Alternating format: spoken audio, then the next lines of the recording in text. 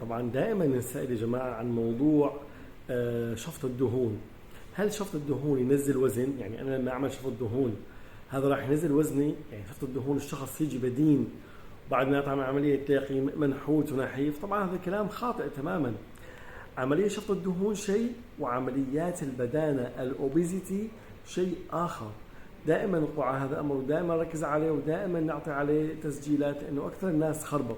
يعني يحكي معي شخص وزنه مثلا 100 أو 110 أو 120، يقول لي والله أنا خايف من عملية خس المعدة، عمل لي شفط دهون. مشان إيش؟ تنزل وزنه. هذا المفهوم خطأ يا جماعة.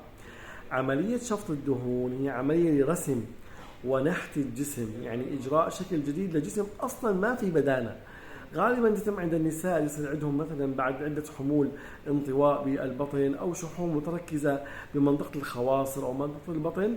بعض النساء عندهم شحوم بمنطقة الأرداف الجانبية أو الفخذين، هاي تنشفط صحيح، لكن ما إنه تأثر على الوزن. يعني إحنا بعملية الشفط يا جماعة والشد ما راح ناخذ ماكسيموم أكثر من يعني 5-6 كيلو دهون بأحسن الأحوال، لأنه إذا انخاذ كمية كبيرة من الدهون بجلسة واحدة هذا الأمر راح يؤثر على الكليتين ويؤثر حتى على صحة الجسم بشكل عام، بالأخص موضوع الكليتين. فلازم ننتبه على هذا الأمر يا جماعة.